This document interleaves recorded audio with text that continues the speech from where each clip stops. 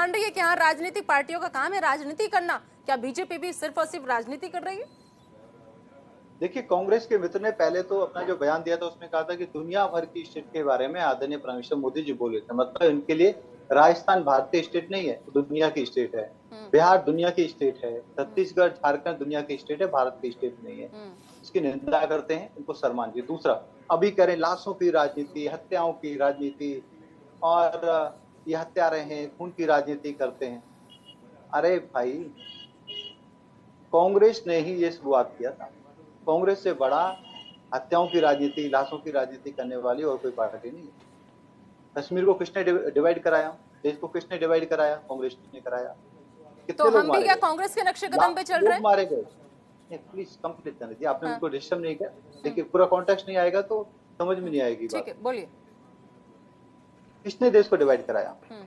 तो लाखों लोग मारे गए, कांग्रेस की वजह से मारे गए। कश्मीर को किसने डिवाइड करवाया? कांग्रेस की कमी की वजह से डिवाइड हुआ। क्यों लोग मारे गए?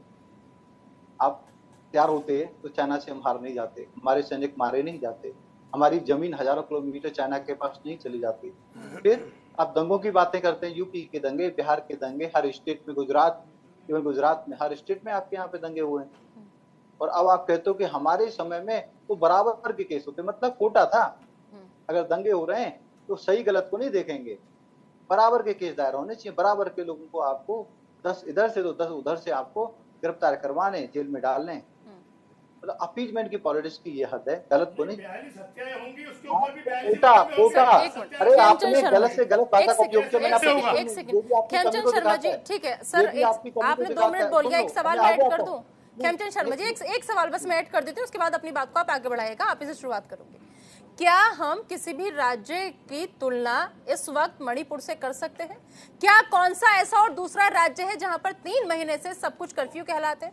कौन सा दूसरा राज्य ऐसे है जहां पर कांग्रेस की सरकार है और वहां पर 3 महीने से सब कुछ बंद है? कौन सा ऐसा राज्य है जहां पर महिलाओं को निर्वस्त्र कर करके घुमाया जा रहा है? कौन सा ऐसा राज्य है सर जहां पर 3 महीने से इंटरनेट सेवा बंद है? कौन सा ऐसा राज्य है जहां की जनता, जहां की आवाम राहत कैंपों में रह रही है? कौन सा ऐसा दूसरा राज्य है मणिपुर के अलावा भी इस वक्त मौजूदा स्थिति में जहां पर लोग जो है सर खाने तक को परेशान है, मोहताज है सर खाने तक को? आप जरा ग्राउंड जीरो पर अगर कोई जाए तो वहां की कंडीशन देखिए क्या है। वहां की आलम यह है कि जो राहत शिविर में रहने को लोग मजबूर हैं, उन तक खाना भी नहीं पहुंच रहा है, क्योंकि रास्ते में जब गाड़ियां लेकर निकलती हैं सर लुटाई शुरू हो जाती है। आप कैसे, मेरा बस कहने का मतलब यह है कि इस वक्त आप तुलना मत कीजिए, तुलना मत कीजिए। हाँ बोलिए, बोलिए। आपने एक सवाल बोला था, आपने 20 सवाल रेज किए। हाँ बोलिए। आपने कहा ऐसे कौन से राज्य हैं जहाँ पे निवस्त करके महिलाओं को घुमाया जा रहा है? आपने बिहार में देखा, बंगाल में देखा, बार बार हो रहा है, राजस्थान में हो रहा है। ऐसा नहीं है कि सिर्फ मणिपुर में हो रहा है। और आप मणिपुर की बात करते हो कि मणिपुर की समस्या क्या आज की है? ये वही मणिपुर की जमीन है जहाँ पे केंद्र सरकार को बम गिराने पड़े, अपनी जमीन में अपने लोगों के ऊपर बम गिराने पड़े। वहां पे प्राइवेट आर्मी आज से नहीं है, वर्षों पहले 1967 की बात कर रहा हूँ। वहां पे ये कॉन्फ्लिक्ट पुराना है।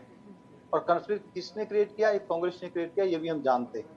किस तरीके से उन्होंने वहां पे डिवीजन किया, किस तरीके से आरक्षण की पॉलिसी को अपनाया। और आज जो हो रहा है वो कोर्ट के डिसीजन के बाद हुआ है। अब ये कह देना नहीं मणिपुर मुझे आज समझ ये नहीं आता। देखिए हमारी सरकार है खेमचंद शर्मा जी, दीजिए, बहुत आराम से, बहुत आराम से, एक मिनट बस एक चीज सुनिए, एक लाइन और ऐड कर दूं, एक लाइन और ऐड कर दूं। मुझे समझ ये नहीं आता, कांग्रेस पार्टी ने जो किया उसका नतीजा भुगत रही है ना, सत्ता से बाहर है कांग्रेस पार्टी।